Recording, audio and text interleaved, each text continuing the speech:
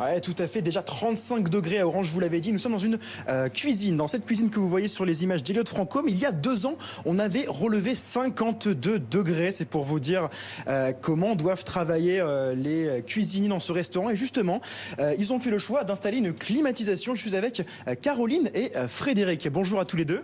Bonjour. Alors derrière vous, on voit une climatisation ici et aussi au niveau du bar. Ça a été un choix d'installer une clim. Oui, c'est un choix puisqu'on est en Provence. Il fait des fois très très chaud comme là. On a déjà eu une canicule cette année. Donc la clim est bénéfique pour les clients mais également pour le personnel quand il fait trop chaud.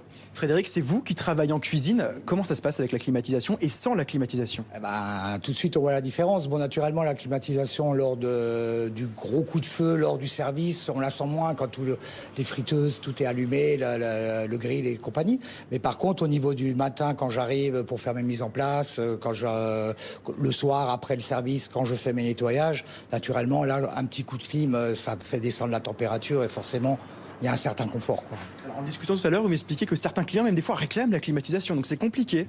Oui, c'est compliqué puisqu'on a aussi, comme vous le voyez, le service en terrasse. Il faut laisser la porte ouverte. Donc des fois, c'est un petit peu compliqué de jongler, mais on arrive toujours à trouver un terrain d'entente. Merci beaucoup. On va vous laisser préparer le service du jour. Merci beaucoup à vous. Bonne journée. Vous l'avez compris, il va faire très chaud à Orange et dans tout le reste du pays. Un numéro, si vous êtes témoin ou victime d'un malaise, le 15 ou le 112. Victor Pérez-Boucheron depuis Orange avec Eliott